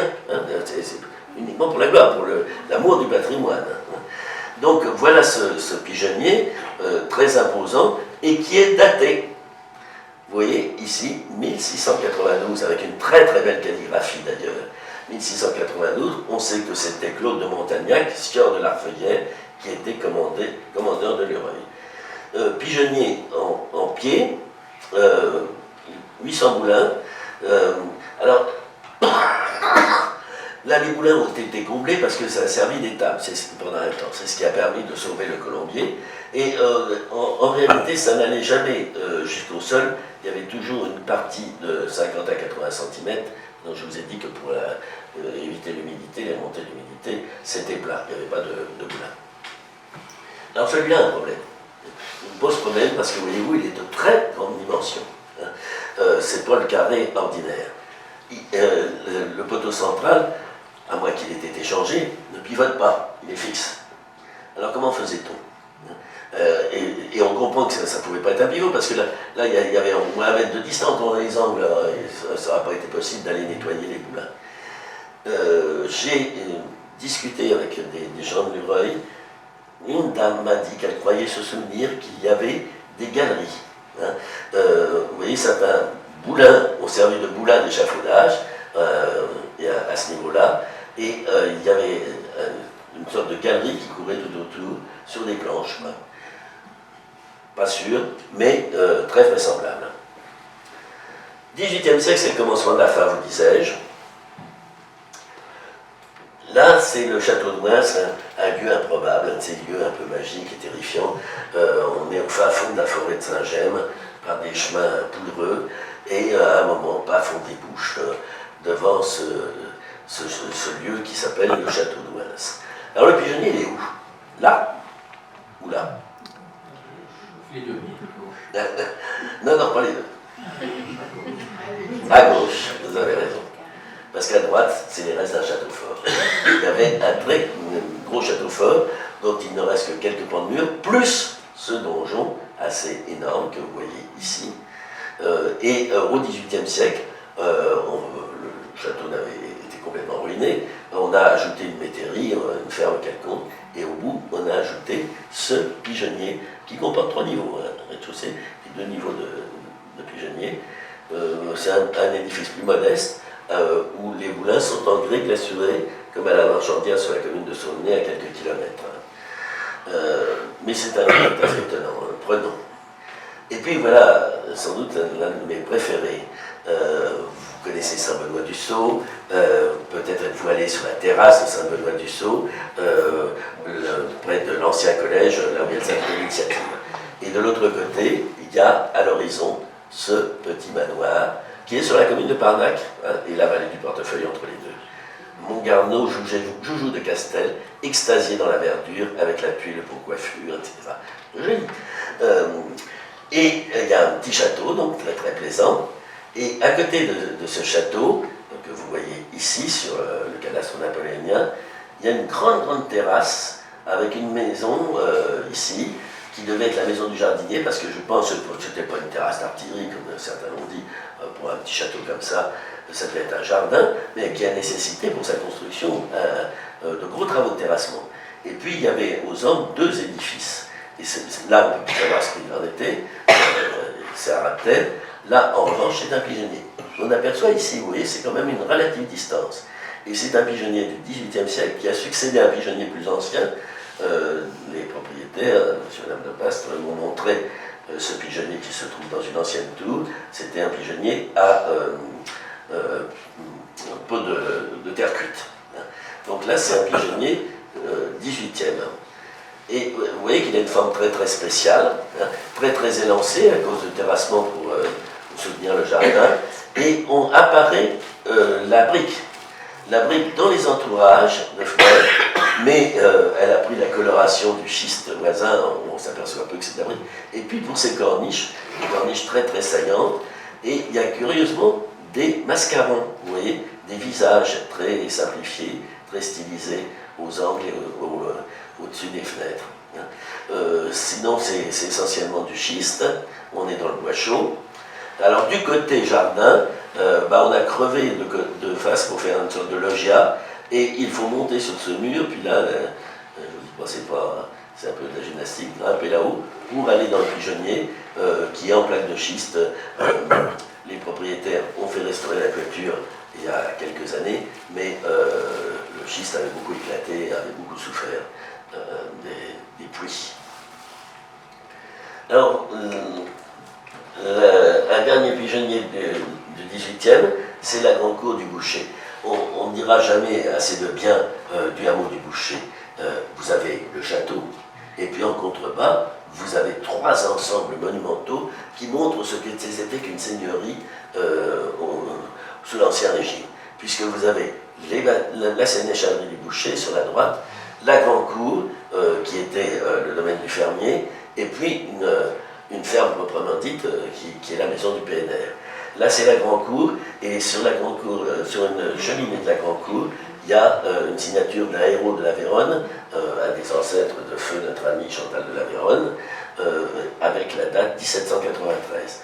Donc ce pigeonnier date vraisemblablement de 1793 ou plus tard 1795, en grison, mais le grison ici devient rouge, en pierre rougeâtre du boucher. 19e, comme je vous ai dit, brusquement, ça s'arrête, et on va y avoir quand même un sursaut.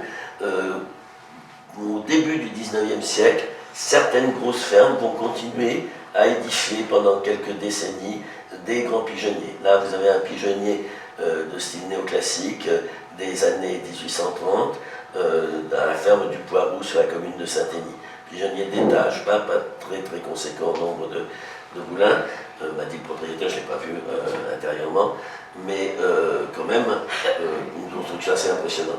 Là, on commençait déjà à diminuer la taille. Hein. C'est le pigeonnier de la ferme de la Prelle qui était à côté de la porcherie. Hein.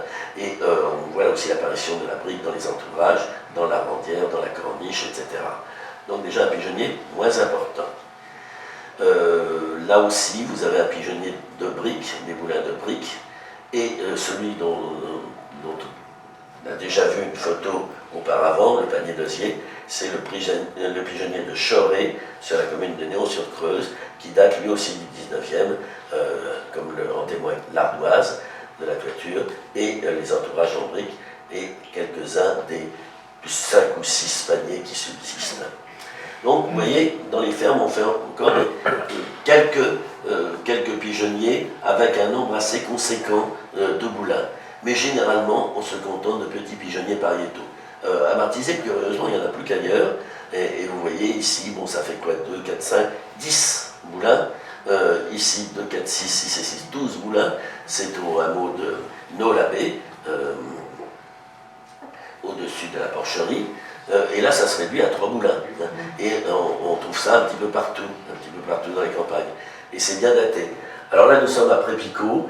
Si vous avez l'occasion, n'hésitez pas à visiter ce hameau qui dépend de la commune de Preuilly-la-Ville. Il y a un habitat rural, une architecture rurale d'extrême qualité.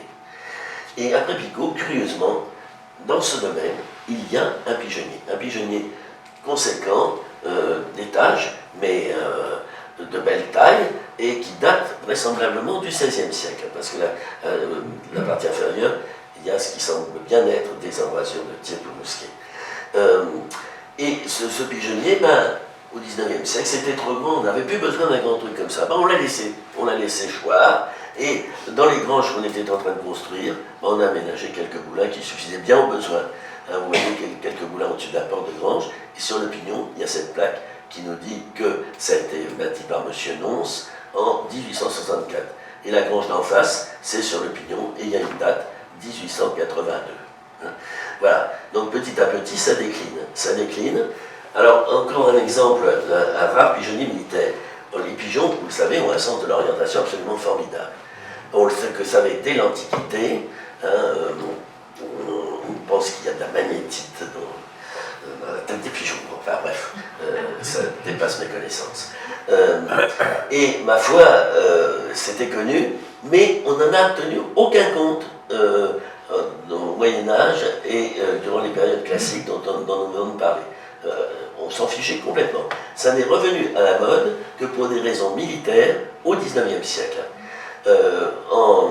Nous sommes en 1847, il y a les émeutes de la faim dans la Brenne, avec tout ce qui s'est passé à Busancé, on va arrêter les émeutiers, etc. Au Blanc, il y a une filature qui a brûlé en mettant 350 ouvriers au chômage. Donc on craint des émeutes. Donc le château d'Aillac va devenir une caserne pendant 2 ans, 1847-1848. Alors on installe un petit bâtiment ici, au revers du portail. Là c'est des latrines au rez-de-chaussée, et à l'étage vous avez ce petit pigeonnier, hein, donc une quinzaine de poulains. C'est un pigeonnier militaire, hein, donc des pigeons voyageurs. Et puis on s'achemine vers la mode du pigeonnier d'agrément. Les pigeonniers ruraux, ça va disparaître petit à petit. Mais dans les demeures bourgeoises, on se fait construire de jolis petits pigeonniers. On a gardé le goût pour les pigeons. Hein, ce petit pigeonnier, par exemple, à Mézières, édifice octogonal en briques à coin de pierre, très très belle toiture, curvée, un peu en pagode chinoise, et avec des sculptures très fines. Hein. Là, la demeure est beaucoup moins élégante, c'est le manoir de la Prelle au Blanc, mais devant ce manoir, là, de l'autre côté de l'allée qui se trouve ici, vous avez un pigeonnier d'agrément avec quelques pigeons pour le plaisir des enfants, etc. C'est devenu une activité de loisir. Et là, je vous montre une très très belle volière. Il y avait beaucoup de volières, beaucoup de pigeonniers en bois, de petite taille sans doute, mais le bois ça résiste mal, il y en a très très peu. Celle-là, elle est à angle sur l'anglais, on peut la voir très facilement près du pont. Je la trouve très jolie. Alors, avant de finir, je voudrais vous parler un petit peu du canton de Saint-Gaultier, parce que vous allez me dire, bah, dis donc, on n'a pas vu grand-chose sur le canton de Saint-Gaultier. Je m'excuse, hein, je fais avec ce que j'ai.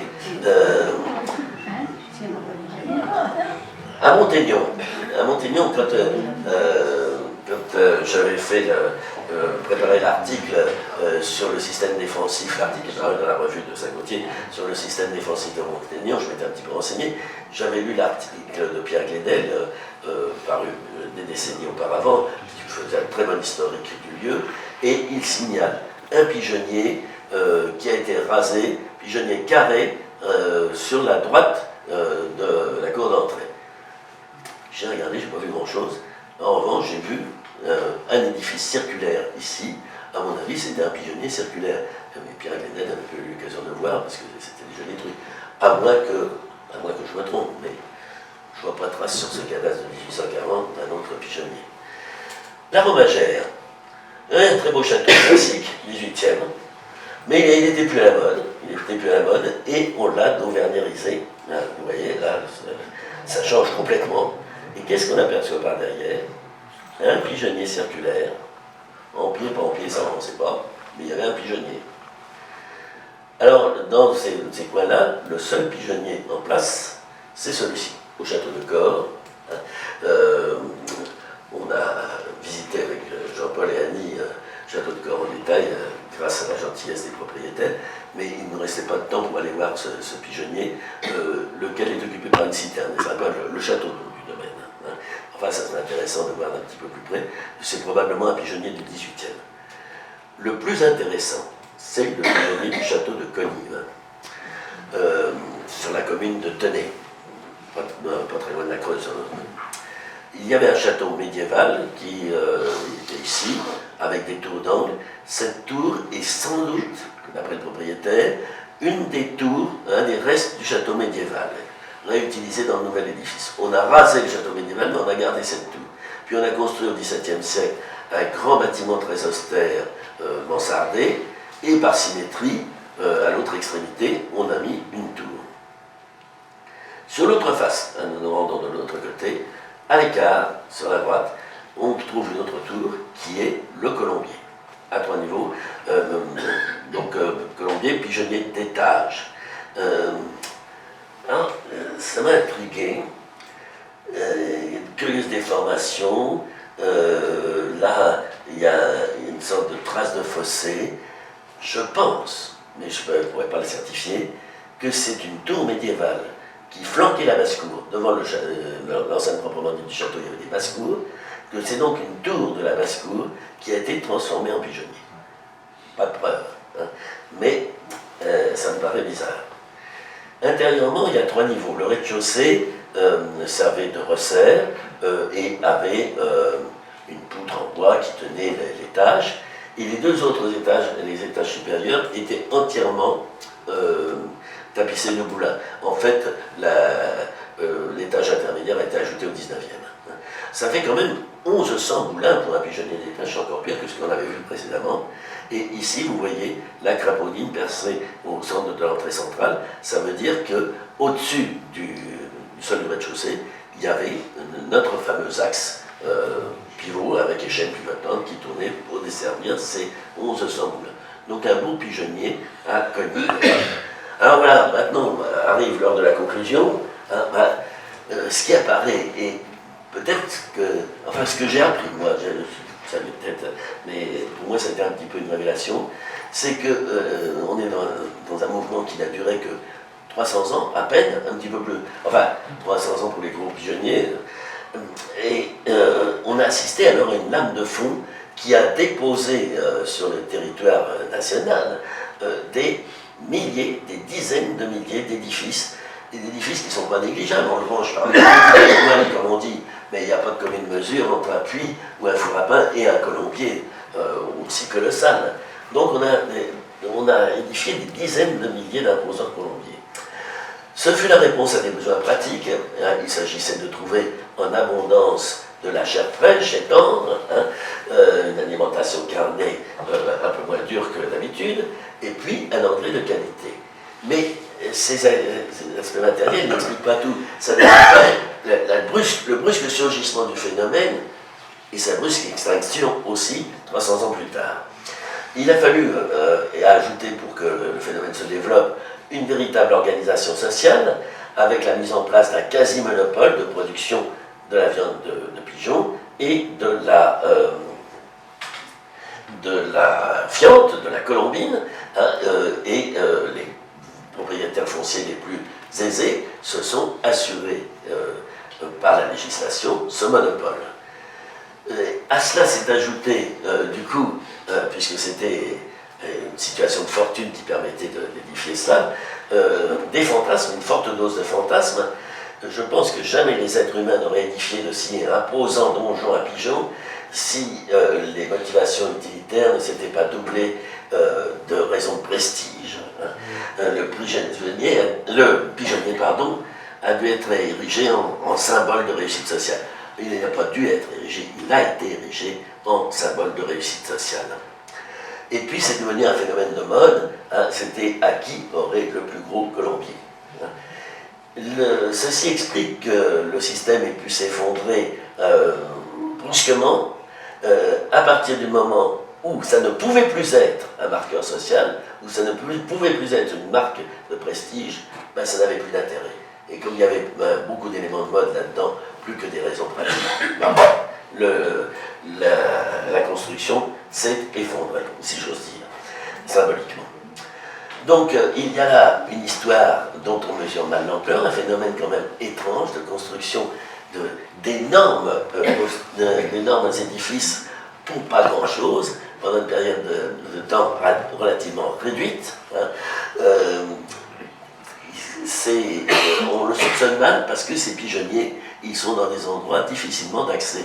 Vous en avez vu bien entendu au cours de vos promenades dans les campagnes, mais 90% des photos que je vous ai montrées renvoient à des édifices qui sont dans des propriétés privées et qui ne sont pas visitables. D'où l'intérêt, je crois, de telles conférences ou d'ouvrages là-dessus, parce qu'on ne va pas aller déranger ces propriétaires privés, mais ça permet de montrer par image l'existence de ce phénomène social qu'on a tendance à oublier ou à sous-estimer, alors que c'est quand même une page intéressante de l'architecture française. Voilà, j'en ai fini avec mon petit exposé, et puis notre pigeonnier, je vous donne le pigeonnier de regard.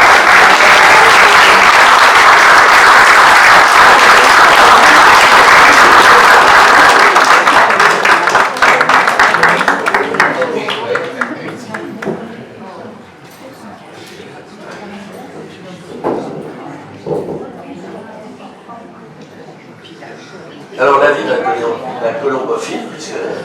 Est-ce qu'il y a des questions à poser? Non, tu as été complet, quoi. Moi, je t'en posais une. J'ai longtemps hésité à te la poser. D'abord, Est-ce que l'exploration des pigeonniers peut être dangereuse? Bon, bah merci. Hein. Merci encore.